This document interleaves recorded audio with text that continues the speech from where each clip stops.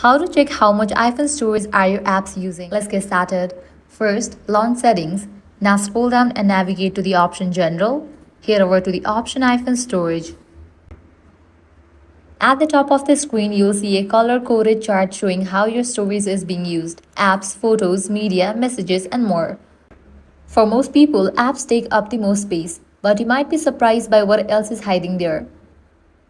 Below the chart is a list of all your apps, sorted from the largest storage users to the smallest. In my case, Photos and Drive are the biggest space hogs. Scroll down and tap Show All to view the complete list. Tap any app to see detailed storage info.